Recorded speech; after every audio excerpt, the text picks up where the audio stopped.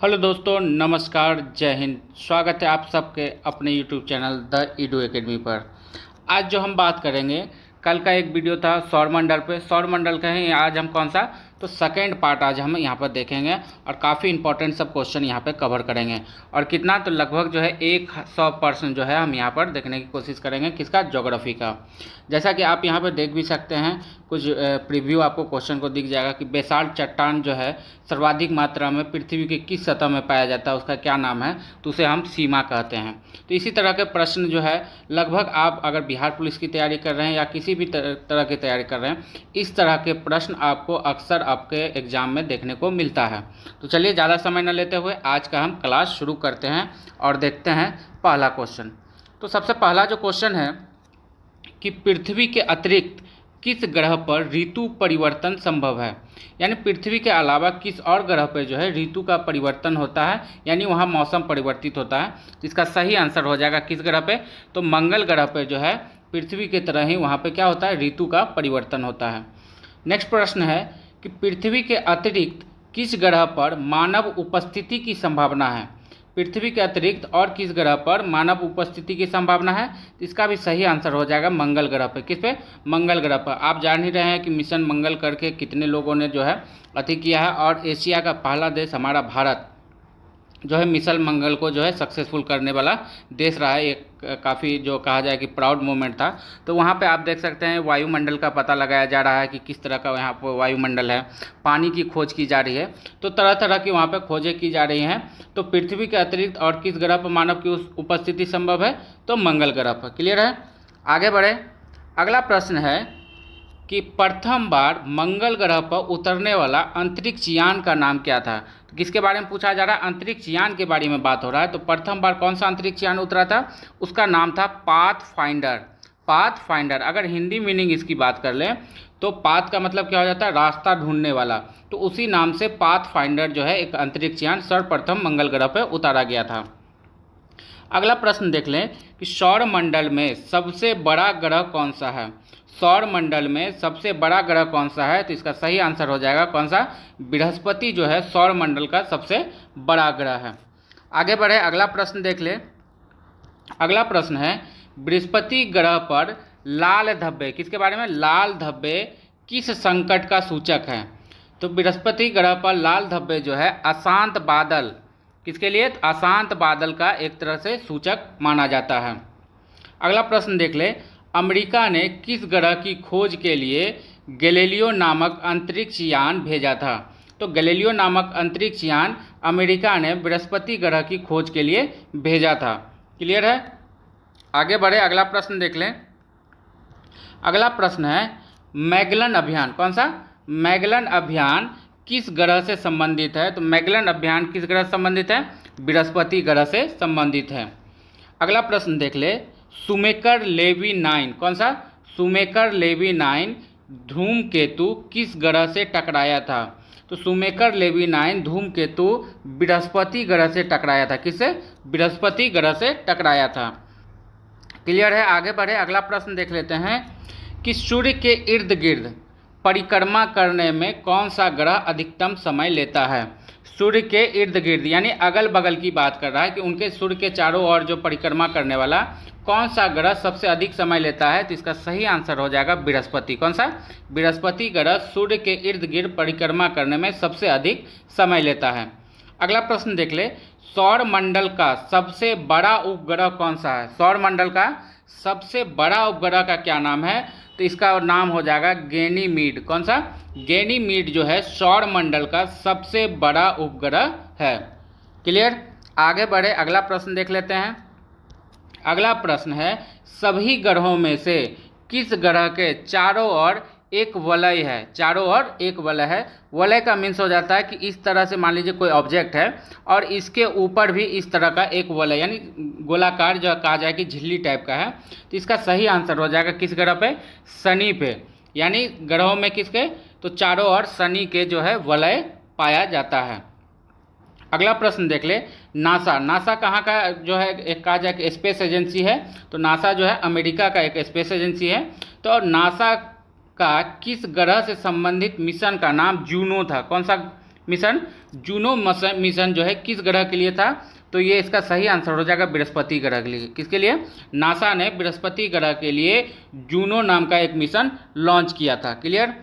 आगे बढ़े, अगला प्रश्न देख लेते हैं कि सौर मंडल के सबसे बड़े उपग्रह, सौर मंडल के सबसे बड़े उपग्रह में से एक टाइटन किसका उपग्रह है? यानी क्वेश्चन ये है कि सौर मंडल का सबसे बड़ा उपग्रह कौन सा है?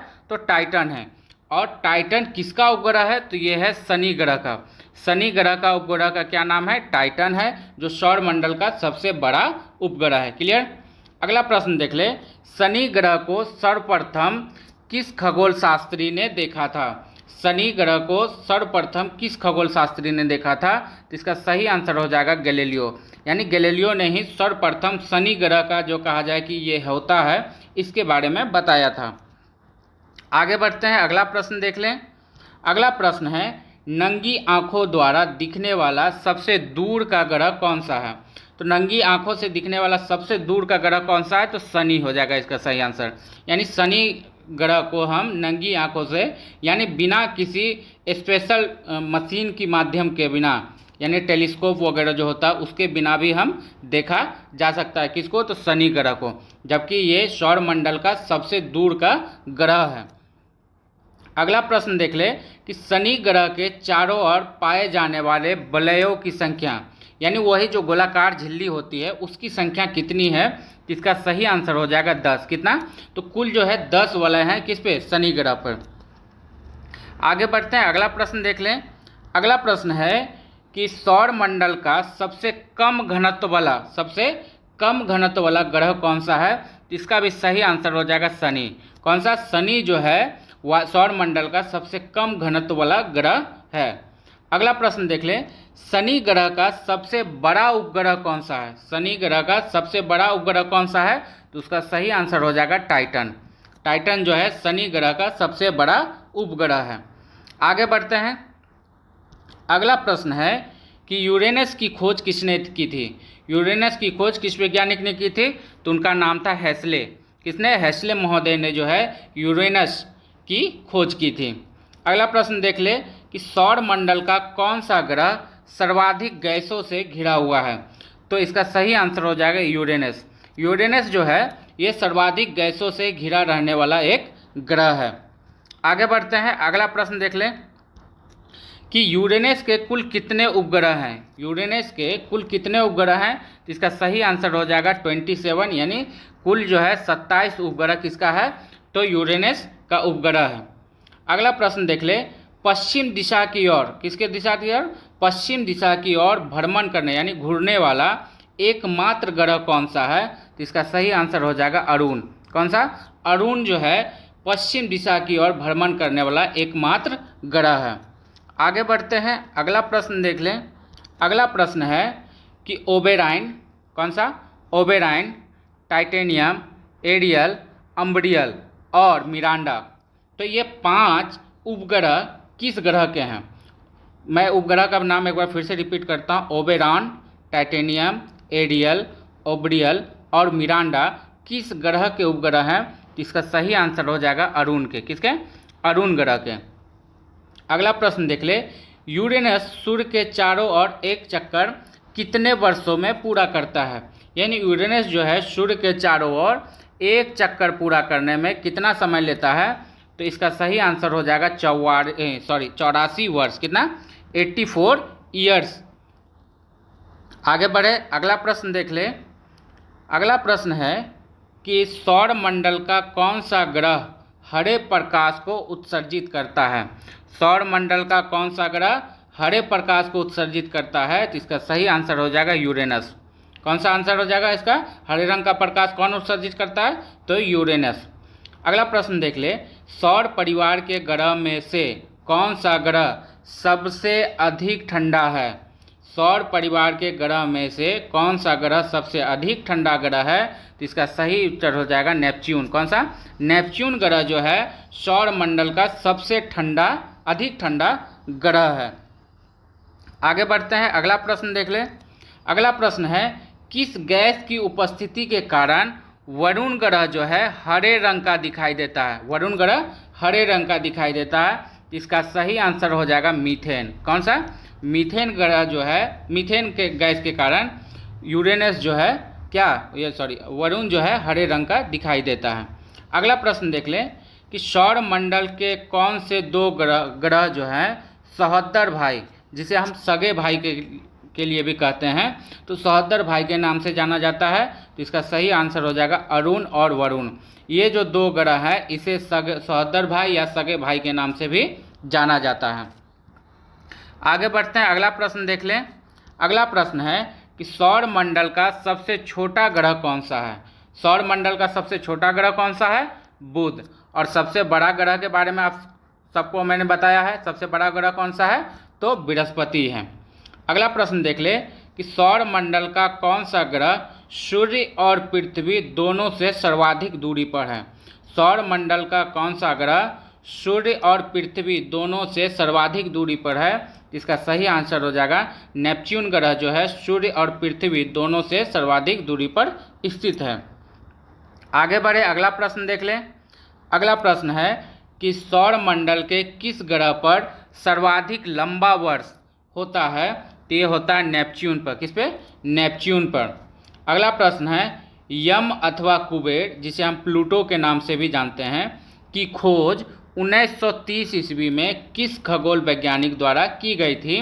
तो इसका सही आंसर हो जाएगा क्लाइड ताबेंग। क्या नाम है? क्लाइड ताबेंग जो वैज्ञानिक थे, खगोलविद थे, उन्होंने 1930 ईस्वी में प्लूटो ग्रह की खोज की थी। प्लूटो को और हम किस नाम से जानते हैं? तो यम अथवा कुबेर के नाम से भी जानते हैं। क्लियर? आगे बढ़े, अगला प्रश्न देख लें। अगला प्रश्न है कि किस आकाशीय पिंड को परिक्रमण और परिभ्रमण दोनों की गति करने में बराबर समय लगता है? तो क्या है? आकाशीय पिंड को परिक्रमण का मीन्स हो गया क्या? ये जो किसी चीज़ के मतलब आसपास जो हम घूमता है कोई ग्रह, तो उसी को परिक्रमण काल कहा जाता है। और परिभ्रमण का मतलब हो गया कि इसको करने में जितना टाइम लगता है तो उन दोनों का गति बराबर है। तो ये इसका सही आंसर हो जाएगा चंद्रमा। क्या हो जाएगा? चंद्रमा। अगला प्रश्न देख ले कि कौन सा खगोलीय पिंड को रात की रानी कहलाता है? कौन सा खगोलीय पिंड रात की रानी कहलाता है? तो इसका सही आंसर हो जाएगा चंद्रमा जो है, इसे रात की रानी के नाम से भी जाना जाता है। आगे बढ़ते हैं, अगला प्रश्न देख ले। पृथ्वी से देखने पर चंद्रमा का कितना प्रतिशत भाग जो है दिखाई देता है? पृथ्वी से देखने पर चंद्रमा का 59%, कितना? 59% यानी 59% भाग ही दिखाई देता है। अगला प्रश्न देख ले। पृथ्वी एवं चंद्रमा के बीच स्थित अंतरिक्ष किस नाम से जाना जाता है? यानी पृथ्वी और चंद्रमा के बीच जो कहा जाए कि अंतरिक्ष है या कहा जाए कि सतह है, उसको किस नाम से जाना जाता है? तो उसका नाम है सिस लूनर। किस नाम से जानते हैं? सिस लूनर के नाम से हम जानते हैं। आगे बढ़ते हैं, अगला प्रश्न देख ले।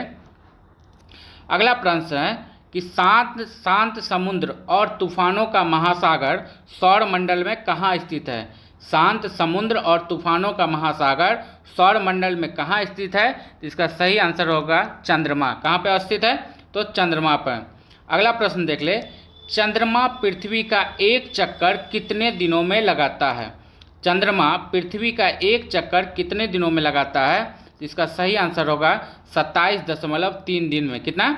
27.3 दिन में। आगे बढ़ते हैं, अगला प्रश्न देख लें। अगला प्रश्न है चंद्रमा से पृथ्वी तक प्रकाश को पहुंचने में कितना समय लगता है? चंद्रमा से पृथ्वी तक प्रकाश को यानी लाइट, किसको? लाइट को पहुंचने में कितना टाइम लगता है? तो इसका सही आंसर हो जाएगा 2 सेकंड से भी कम। कितना? 2 सेकंड से भी कम समय लगता है चंद्रमा के लाइट को पृथ्वी तक पहुंचने में। अगला प्रश्न देख ले। किस आकाशीय पिंड को पृथ्वी पुत्र कहा जाता है? किस आकाशीय पिंड को पृथ्वी पुत्र के नाम से जाना जाता है? तो इसका सही आंसर हो जाएगा चंद्रमा। किसको? चंद्रमा को जो है पृथ्वी पुत्र के नाम से भी जाना जाता है। आगे बढ़ते हैं, अगला प्रश्न देख लें। अगला प्रश्न है आकाश का सबसे चमकदार तारा कौन सा है? आकाश का सबसे यहाँ किसके बात हो रहा है? तारा की बात हो रहा है, ग्रह मत समझिएगा। तो आकाश का सबसे चमकदार तारा कौन सा है? तो उसका सही आंसर होगा सिरियस नाम का जो तारा है ये आकाश का सबसे चमकदार तारा है। अगला प्रश्न देख ले, हेली धूमकेतु, कौन सा? हेली धूमकेतु का आवर्तकाल कितना होता है? हेली धूमकेतु का आवर्तकाल का क्या मतलब हो जाता है? मान लीजिए कोई पेंडुलम है और यहाँ पे एक घंटी टंगी हुई है। अब इस घंटी को हम एक बार जोर लगाते हैं तो ये घंटी कितने समय में यहाँ जा कर के यहाँ वापस आती है? तो इसी जो है कहा जाए कि घूर्णन गति को या इसी टाइम को हम आवर्तकाल कहते हैं। तो वही क्वेश्चन है कि हेली धूमकेतु का आवर्तकाल कितना होता है? तो इसका सही आंसर हो जाएगा 76 वर्षों का आवर्तकाल होता है। यानी एक बार यहाँ से जा कर के यहाँ फिर आने में 76 वर्षों का टाइम लगता है। किसे? तो हेली धूमकेतु को। क्लियर?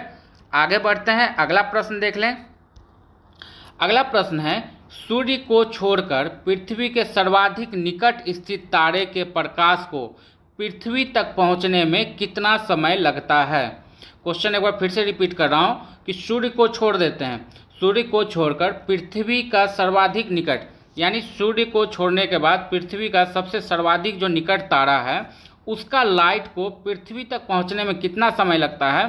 तो इसका सही आंसर हो जाएगा 4.5 ईयर। कितना? 4.5 ईयर, यानी 4.5 साल या 4.5 वर्ष, आप चाहे जो कह सकें। अगला प्रश्न है कि मंगल एवं बृहस्पति ग्रहों के मध्य सूर्य की परिक्रमा करने वाले खगोलीय पिंड को क्या कहते हैं? किनके मध्य? तो मंगल एवं बृहस्पति के ग्रहों के मध्य सूर्य की परिक्रमा करने वाले खगोलीय पिंड को क्या कहते हैं? तो उसे कहते हैं क्षुद्र ग्रह। क्या कौन कहते हैं? तो क्षुद्र ग्रह कहते हैं। आगे बढ़ जाए, अगला क्वेश्चन देख लेते हैं। अगला प्रश्न है कि सौर मंडल के किन ग्रहों के बीच क्षुद्र ग्रह पाए जाते हैं? सौर मंडल के किन ग्रहों के बीच क्षुद्र ग्रह पाए जाते हैं? जिसका सही आंसर हो जाएगा मंगल और बृहस्पति ग्रहों के बीच ही सिर्फ क्षुद्र ग्रह पाए जाते हैं। अगला प्रश्न देख ले, सर्वप्रथम कौन सा क्षुद्र ग्रह खोजा गया था? सर्वप्रथम जो क्षुद्र ग्रह खोजा गया था उसका नाम था सीरस। कौन सा? सीरस क्षुद्र ग्रह जो है सर्वप्रथम खोजा गया था। आगे बढ़ जाए, अगला प्रश्न देख लें। अगला प्रश्न है, पूर्ण सूर्य ग्रहण के समय सूर्य का कौन सा भाग दिखाई देता है? किसका? तो जब पूर्ण सूर्य ग्रहण होता है तो उस समय सूर्य का कौन सा भाग हमें जो है दिखाई देता है पृथ्वी से? तो इसका सही आंसर हो जाएगा किरीट। क्या नाम है? किरीट, या जिसे हम कोरोना भी कहते हैं। तो यही भाग जो है पूर्ण सूर्य ग्रहण के समय हम सूर्य का देख सकते हैं। अगला प्रश्न है कि एक कैलेंडर वर्ष में अधिक से अधिक कितने ग्रहण लग सकते हैं या हो सकते हैं? तो एक वर्ष में अधिकतम 7 ग्रहण ही हो सकता है। कितना? एक वर्ष में, एक कैलेंडर वर्ष में अधिक से अधिक 7 बार ग्रहण लग सकता है। आगे बढ़ते हैं, अगला प्रश्न देख लें कि डायमंड रिंग की घटना, क्या? डायमंड रिंग की घटना कब होती है? तो जिस दिन सूर्य ग्रहण होता है उसी दिन जो है डायमंड रिंग की घटना जो है घटित होती है। अगला प्रश्न देख लें, सूर्य और पृथ्वी के बीच औसत दूरी लगभग कितनी है? तो सूर्य और पृथ्वी के बीच औसत दूरी की बात कर ले तो 150 गुना 10⁻6 किलोमीटर। कितना? 150 गुना 10⁻6 किलोमीटर जो है सूर्य और पृथ्वी के बीच की लगभग दूरी मापी गई है। क्लियर? आगे बढ़ते हैं, अगला प्रश्न देख लें कि सौर मंडल में कौन से ग्रह सर्वाधिक प्राकृतिक उपग्रह अथवा चंद्र हैं? यानी सौर मंडल में कौन से ग्रह को सर्वाधिक प्राकृतिक उपग्रह है? तो इसका सही आंसर हो जाएगा बृहस्पति, यानी बृहस्पति के पास सर्वाधिक प्राकृतिक उपग्रह है। अगला प्रश्न देख ले, मंगल की परिक्रमा कक्षा में जाने वाले प्रथम एशियाई देश कौन सा है? तो मंगल की परिक्रमा कक्षा में जाने वाले प्रथम एशियाई देश है अपना भारत। कौन सा? भारत। कमेंट में आपको दोस्तों जय हिंद जरूर लिख देना है। चलिए आगे बढ़ते हैं, अगला प्रश्न देख लें कि एक ग्रह को अपने कक्ष में सूर्य से न्यूनतम दूरी को क्या कहा जाता है? यानी एक ग्रह की अपने कक्ष में सूर्य से न्यूनतम दूरी को क्या कहा जाता है? तो उपसौर कहा जाता है। क्या कहलाता है? उपसौर कहलाता है। अगला प्रश्न देख ले, किस वैज्ञानिक ने सिद्ध किया कि सूर्य के चारों ओर प्रत्येक नक्षत्र का मार्ग कौन सा? दीर्घवृत्ताकार है। किस आकार में है?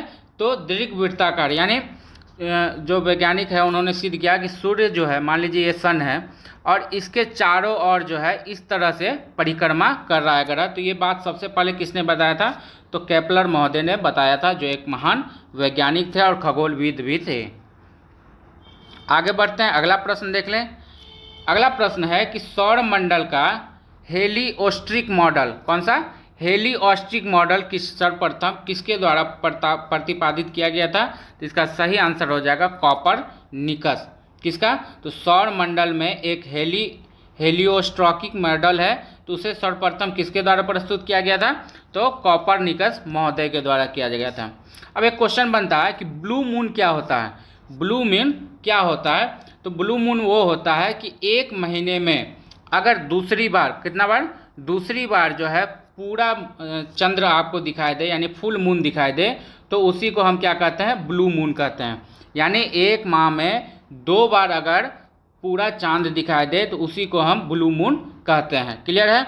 आगे बढ़ते हैं, अगला प्रश्न देख लें कि सौर मंडल में प्लूटो के चांद का नाम क्या है?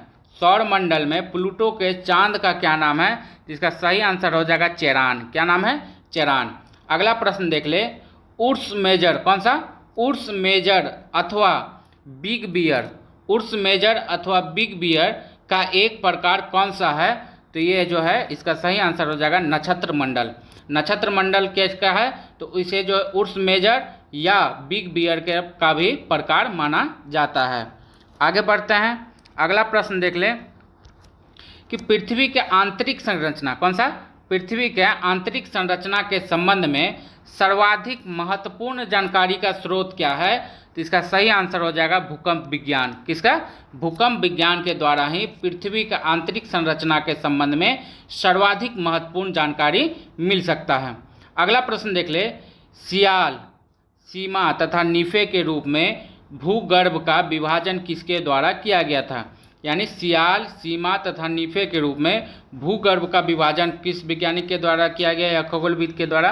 तो उनका नाम था सोएस। क्या नाम था? सोएस जी के द्वारा ही क्या किया गया था? पृथ्वी को 3 पार्ट में डिवाइड किया गया था। कितना? 3 पार्ट में डिवाइड किया गया था, या 3 परत में कहा जाए कि डिवाइड किया गया था। किन किन में? तो सियाल में, सीमा में और नीफे नाम दिया गया था। क्लियर? आगे बढ़ते हैं, अगला प्रश्न देख लें। अगला प्रश्न है, भूपृष्ठ की किस परत में बेसाल्ट चट्टानों की अधिकता पाई गई है? भूपृष्ठ की किस परत में बेसाल्ट चट्टानों की अधिकता पाई गई है? तो ये जो सीमा क्षेत्र होता है भूपृष्ठ का, उसी में आपको बेसाल्ट चट्टान जो है सर्वाधिक मात्रा में पाया जाता है। अगला प्रश्न देख ले, पृथ्वी के किस भाग में निकेल और लोहा की प्रधानता है? पृथ्वी के किस भाग में निकेल और लोहा की प्रधानता है, यानी प्रचुर मात्रा में मिलता है? तो ये जो नीफे वाला भाग होता है, जो पार्ट होता है, इसी में जो है लोहा और निकेल प्रचुर मात्रा में पाया जाता है। क्लियर? आगे बढ़ते हैं, अगला प्रश्न है कि पृथ्वी के सबसे ऊपरी परत के लिए किस शब्द का प्रयोग किया जाता है? तो सियाल जो है, कौन सा? सियाल जो है पृथ्वी का जो सबसे ऊपरी परत, जैसे मैंने बताया कि 3 परत है, 1, 2 और 3, तो ये जो सबसे ऊपरी परत है इसे ही हम सियाल के नाम से जानते हैं। अगला प्रश्न देख ले कि पृथ्वी के लिए सियाल शब्द का प्रयोग सर्वप्रथम किस भूवैज्ञानिक ने किया था? तो यही सुएस नाम के वैज्ञानिक ने जो है ये शब्द दिया था। हालांकि सियाल, सीमा और नीफे, ये 3 शब्द इन्होंने दिया है, जो पृथ्वी को 3 बराबर भागों में बांटता है या उनकी परतों को बांटता है। आगे बढ़ते हैं, अगला प्रश्न देख लें कि पृथ्वी के मध्य परत को किस नाम से जाना जाता है? तो पृथ्वी के मध्य परत को किस नाम से जाना जाता है? सीमा। किस नाम से जाना जाता है मध्य परत को? यानी बीच वाला जो परत होता है, इन 3 परतों में जो बीच वाला परत होता है इसे हम क्या कहते हैं? सीमा कहते हैं। और सबसे ऊपरी परत के बारे में हमने आगे चर्चा कर ली, और सबसे निचली परत को हम क्या कहते हैं? तो नीफे कहते हैं। क्या कहते हैं? नीफे कहते हैं। क्लियर? अगला प्रश्न देख ले, पृथ्वी के केंद्र में कौन सा चुंबकीय पदार्थ पाया जाता है? तो पृथ्वी के केंद्र में निकेल जो है, यही एक चुंबकीय पदार्थ प्रचुर मात्रा में पाया जाता है। आगे बढ़ते हैं, अगला प्रश्न देख लें, पृथ्वी के आंतरिक भाग को 3 भागों में किसने बांटा? यह प्रश्न हम लोगों ने डिस्कशन कर लिया कि सुएस नाम के वैज्ञानिक थे, भूवैज्ञानिक थे, जिन्होंने पृथ्वी के आंतरिक भाग को 3 भागों में बांटा है। अगला प्रश्न देख ले, स्थल मंडल किसे कहते हैं? स्थल मंडल किसे कहते हैं? तो इसका सही आंसर हो जाएगा पृथ्वी का बाहरी जो परत होता है, यानी जो सबसे ऊपरी परत होता है, उसी को स्थल मंडल कहते हैं। स्थल मंडल पर ही जीव जंतु कौन जीव जंतु जहाँ हम लोग निवास कर रहे हैं, इसी को स्थल मंडल कहा जाता है। क्लियर। आगे बढ़ते हैं, अगला प्रश्न देख लें कि स्थल मंडल की मोटाई भूकंपीय तरंगों के आधार पर कितनी मापी गई है। स्थल मंडल की मोटाई भूकंपीय तरंगों पर कितनी मापी गई है, तो ये जो मापा गया है 100 किलोमीटर।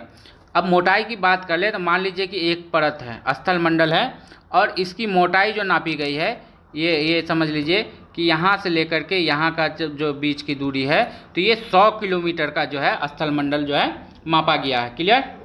अगला प्रश्न देख ले, धरातल से भूगर्भ की ओर जाने वाली गहराई के साथ तापमान वृद्धि की दर क्या होती है। यानी धरातल से भूगर्भ की ओर, यानी मान लीजिए कि ये पृथ्वी का ऊपरी परत है जहाँ हम लोग निवास करते हैं।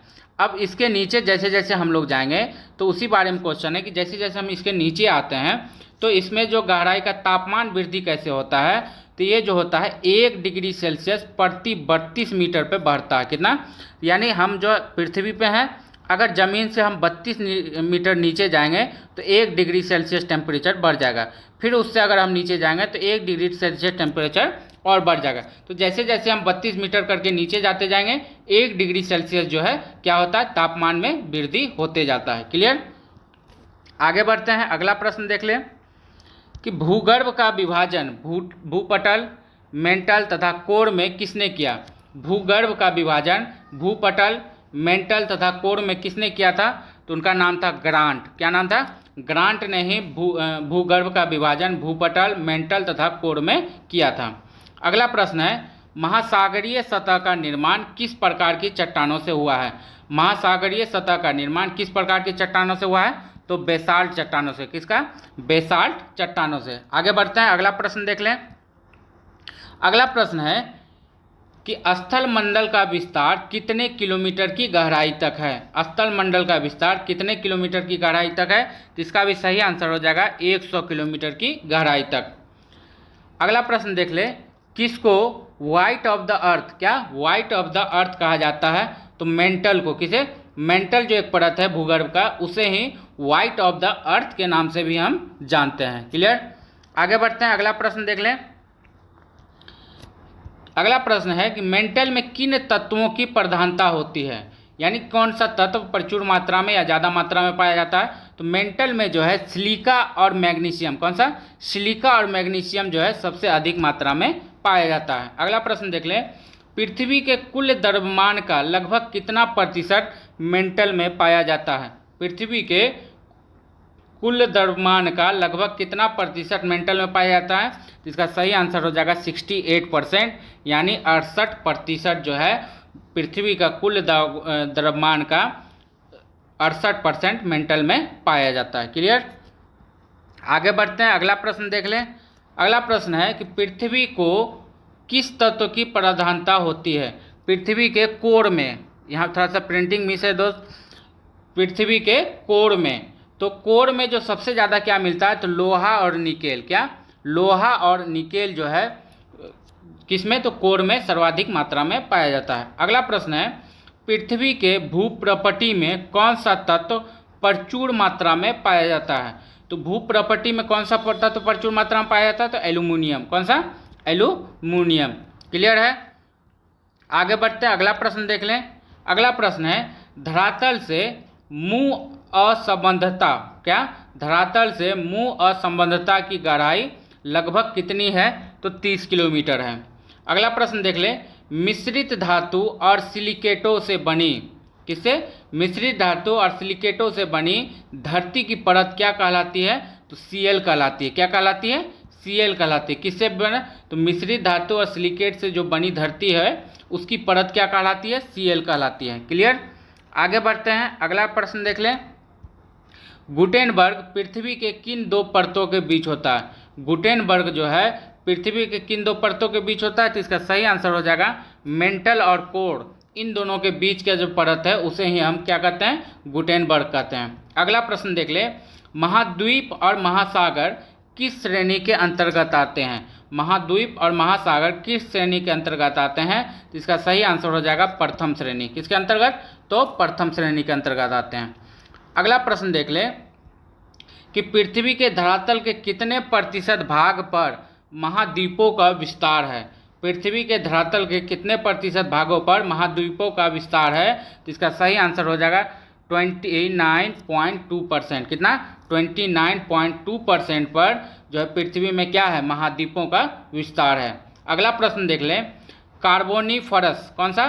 कार्बोनिफेरस युग में विश्व में संपूर्ण महाद्वीप आपस में मिले हुए थे। ये किसकी मान्यता है, यानी किसकी मान्यता है? तो इसका पहले आंसर जान ले। इसका सही आंसर हो जाएगा वैगनर। वैगनर जो वैज्ञानिक थे, इनका मानना था कि कार्बोनिफेरस युग जब था तो उसमें संपूर्ण जो महाद्वीप है वो आपस में क्या थे, जुड़े हुए थे। क्लियर है? आगे बढ़ते हैं। अगला प्रश्न देख ले। प्लेट विवर्तनिकी सिद्धांत किस वर्ष प्रस्तुत किया गया? तो इसका सही आंसर हो जाएगा 1960 ईस्वी में। अगला प्रश्न देख ले। प्लेट विवर्तनिकी सिद्धांत का प्रतिपादन किसने किया था? तो इसका सही आंसर हो जाएगा हैरी हेंस। किसने? हैरी हेंस ने। और कब किया गया था? तो 1960 ईस्वी में। क्लियर है? तो दोस्तों आज का क्वेश्चन आंसर या कहा जाए कि जो सौरमंडल का प्रमुख प्रश्न था हम लोगों ने यहाँ पे डिस्कशन कर लिया है। आगे आपको कमेंट करके बताना है कि किस चैप्टर का आपको यहाँ पे जो है अगला क्लास चाहिए। साथ ही साथ आपको हमारा ये वीडियो पसंद आया है तो आप हमारे चैनल को क्या करेंगे, लाइक ज़रूर करेंगे, हमारे वीडियो को लाइक ज़रूर करेंगे, हमारे चैनल को सब्सक्राइब भी ज़रूर कर लीजिएगा। साथ ही साथ अगर आपको PDF इसका अगर चाहिए तो आप कमेंट करके ज़रूर बताइएगा, तो मैं आपको वहाँ पे जो है PDF का लिंक शेयर कर दूँगा। साथ ही साथ आपको चैप्टर का नाम ज़रूर बताना है कि अगला जो है किस चैप्टर का प्रश्न आपको यहाँ पर जो है डिस्कशन करते हुए मिलना चाहिए। आशा करता हूँ ये वीडियो आपको पसंद आया होगा। अगर ये वीडियो पसंद आया है तो आप हमारे चैनल द ईडू एकेडमी को सब्सक्राइब जरूर कर लीजिएगा। मिलते हैं फिर अगले वीडियो में अगला कोई इंपॉर्टेंट टॉपिक लेकर के लिए। तब तक के लिए टाटा बाय बाय, जय हिंद।